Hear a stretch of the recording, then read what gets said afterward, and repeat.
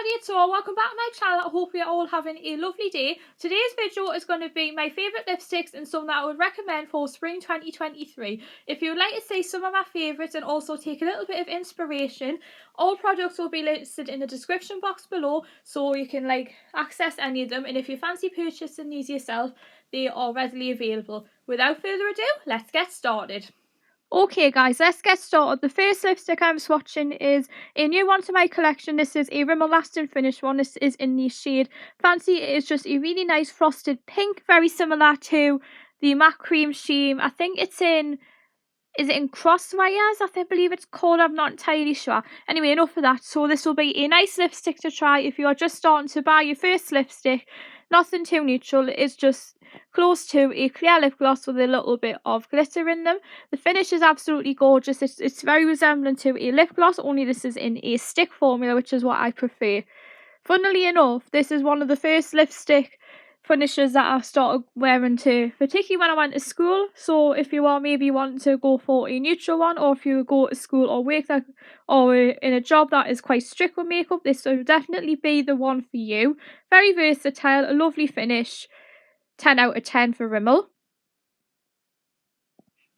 Such a lovely colour, that one. I would highly recommend that. Next one I'm swatching is a Kiko one. This is from the Blossom and Beauty collection, which I'm confident is returning. It's the Flower Glow Hydrator. I think it's in the shade number 2.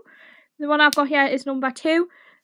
From doing this in my viewfinder, it's definitely very similar to another cream sheen from MAC, so I would highly recommend these if you're looking for a cheaper alternative to the MAC one. Another glossy finish, this one. Spring is definitely the season to be starting on the minimal makeup, and this will be definitely a good starter colour, particularly if you are going to be wanting to save a bit money and you just want a nice neutral colour. The smell of it is absolutely amazing. It is the smell of, I believe this one smells of, I don't know if it smells of pomegranate. I know some of them smell of pomegranate, but another one, and there was definitely another one that smells of raspberry. Maybe that's definitely the one. Colour is absolutely gorgeous. Application is spot on, and you are definitely getting a lot more for your money with Kiko. Because the colour in these two are very similar, I thought I would do these together. The first one that I am duping for you guys is duping.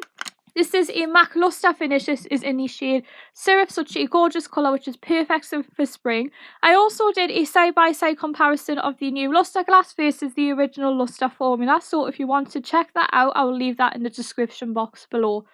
Overall, another glossy finish. I know I am definitely a glossy lipstick girl because a lot of the lipsticks that you've seen so far have all been the same finish, but it is a really nice pale lavender colour with a slight pink undertone to it, so it's not too in your face, and another one that would be good if you're maybe starting out on your purples.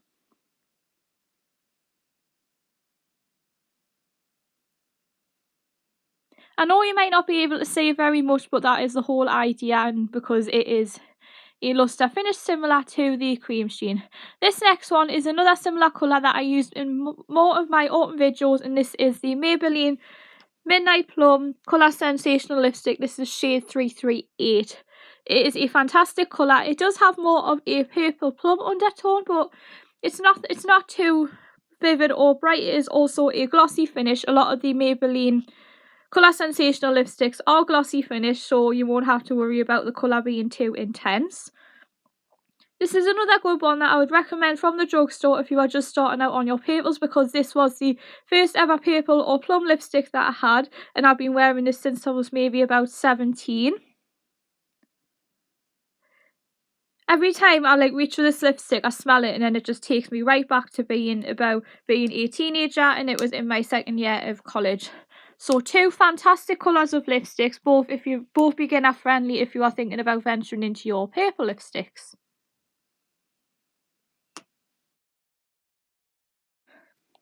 Fantastic colour. This next one will be brilliant if you are on a budget. This is the Natural Collection lipstick. This is in the shade Cranberry. Whenever I think of Natural Collection, I feel 10 years old all over again, because Natural Collection was one of the first pieces of makeup that I wore. It was a silver eyeshadow that I wore for a dance piece. This was only $1.99 in Boots, so this will be a brilliant colour too. So don't get me wrong, for $1.99 it definitely does its job, but I would definitely say it is not as comparable to other brands that I have tested, but for $1.99 it definitely does the trick. Also, this will be a good one to try if you want to keep things very neutral, or if you are just a beginner and starting in the darker pinks. It's not very often that I use natural collection, but I thought I would show you in this video because it is a nice neutral colour and spring is all about the neutral.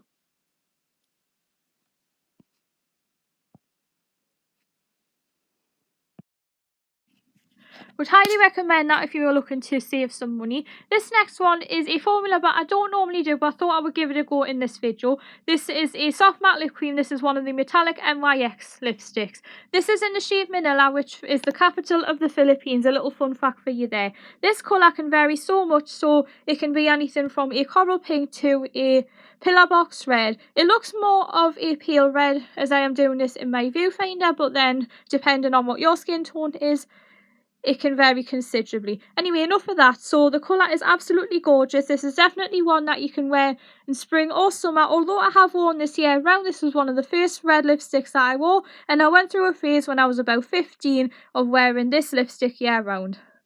The finish is also a nice one too, so it's not your traditional matte. It has a metallic formula in it, so if you are after a matte lipstick but you don't want the traditional dry formula, this will definitely be the one for you. It has a metallic finish, so it will offer a very subtle sheen. I don't normally throw any facts about geography in, but I thought I would. Right now I am demonstrating another Kiko Blossom Beauty one. This is in the shade 03. This definitely has more of a higher colour payoff as opposed to 02, which is more of a glossy finish. Now this colour might scream scary to some of you, but in the tube it looks more red, but when you apply it to your lips it is definitely more pink toned. While yes, it has a higher colour payoff, it's not too much, so you won't have to worry about this being too warm toned on you. If you are thinking about getting a lipstick similar to this and then you're thinking, wow, it looks dark in the tube, I don't know if I'll be able to get this, fear not, because it is not as scary as you thought it would be. It is more of a neutral colour and it's got another glossy finish, which I think is a thing in the Blossom and Beauty line. It is also another friendly, budget friendly brand, so if you are thinking about getting a lipstick like this but you don't want to fork out for some of the more expensive brands, this will definitely be the one for you. Colour is absolutely gorgeous and the application is on top form, so 5 out of 5 for that, Kiko. This video in particular featured a lot of the neutral lipsticks and the more glossier finishes, because when you go into spring and the weather gets a little bit warmer, you tend to wear not a lot of the coloured lipsticks, because the spring is also the transition from the colder weather into the warmer weather, so this will be a good starting point before you advance onto the more vivid and bright lipsticks like I mentioned in the voice notes with this one in the soft matte lip cream. The order that I did these in was from the lightest to the more vivid. Normally I'll go lightest to darkest, but since we are working with brighter colours, I'll work from the more opaque neutral up to the more bright and more flashy colours. And there you have it. That is some of my spring lipsticks that I'm looking forward to wearing in 2023.